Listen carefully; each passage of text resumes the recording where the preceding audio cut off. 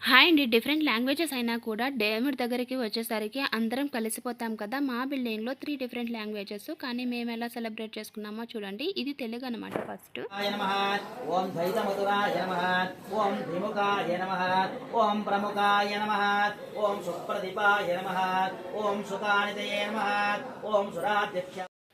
ఇలా పూజలు, మంత్రాలతో చక్కగా జరుపుకున్నాము వినాయక చవితి. మా బుజ్జి వినాయకుడు ఎలా ఉన్నాడు అనేది కామెంట్ సెక్షన్‌లో చెప్పడం మాత్రం మర్చిపోవద్దు. అలాగే ఇంకా లాస్ట్‌లో హారతి అనమాట. హారతి అప్పుడు వీళ్ళు పాట పాడుతారనమాట. చాలా బావుంటుంది. అది ఎలా ఉందో మీరు చూసి కామెంట్ సెక్షన్‌లో చెప్పేయండి.